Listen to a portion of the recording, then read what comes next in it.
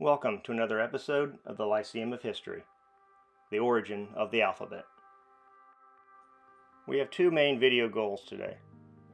First, we want to see how we went from Egyptian hieroglyphs to an alphabet, and second, we want to look at how the alphabet went from Phoenicia and beyond. The Phoenicians were known for their maritime trade routes. You can see in the red on the map all of their colonies, and on the far right side of the map, the Phoenician homeland. They needed a quicker way to keep records. And it was in Egypt, as early as 1900 BC, we have our first evidence of the origins of the alphabet. Egyptian hieroglyphs required years of training for scribes to learn. The Phoenicians began to draw symbols that were quicker and required less training. These were based off Egyptian hieroglyphs.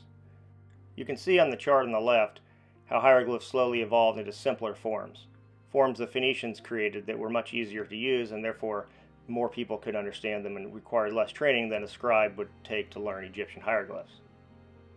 Over time, each Phoenician symbol became a distinct phoneme or sound, and the oldest evidence we have of a proto or early Phoenician script is circa 1900 BC, and you can see in the image in the middle an example of that script. The Phoenician alphabet settled on 22 letters. They didn't write their vowels, though. This is called an abjad alphabet and is still common today in Arabic, which is the second most widely used alphabet in the world. The letters were simple and linear, making them easy to carve into stone or to write on papyrus or other materials.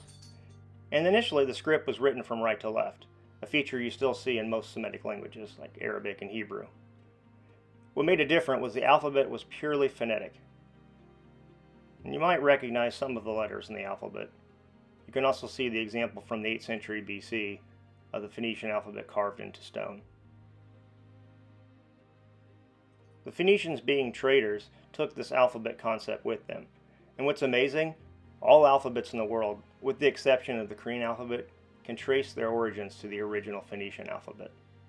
Each culture adapted, modified, and or added letters to meet their needs. Now let's look at some of those major alphabets and the characteristics they share. Middle Eastern alphabets tend to read right to left. They originally did not write vowels, so context was key. Today, many do use dots to represent vowels, and you can see examples of Aramaic, Nabatean, Arabic, Syrian, and Hebrew alphabets compared to the Phoenician alphabet.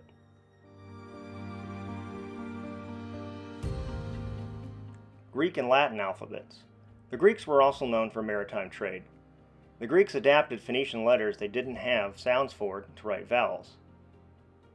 Greek loanwords with sounds not found in Latin were modified. The example would be the letter phi, which became ph in Greek, and we get words like philosophy, phonics, and names like Philip from that. And you can see on the screen, you have examples of the Phoenician alphabet, early late Greek, Etruscan, and Latin.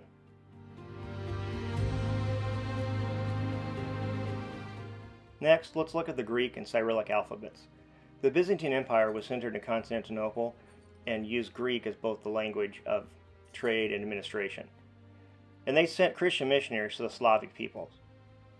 Brothers Cyril and Methodius adopted the Greek alphabet with some additional Hebrew letters to create the Cyrillic alphabet, which was used to write Slavic languages so they could translate the Bible and other works of literature. And you can see an example of the Greek alphabet and underneath the Cyrillic alphabet on the left. Lastly, let's look at Indian alphabets. The Achaemenid Empire, based in Persia, used the Aramaic script for administrative purposes, and this empire stretched from Greece all the way to the Indus Valley. The Brahmi script appeared around the 3rd century BC and was influenced by Aramaic and other Semitic scripts. Alexander the Great's conquest further spread use of the alphabet with the spread of the Greek alphabet. The Mauryan Emperor Asoka in 268 to 232 BC used the Brahmi script for his edicts, which were spread throughout India. And you can see examples of how the Phoenician alphabet evolved into the Brahmi, Hindi, Jugardi, and Tamil.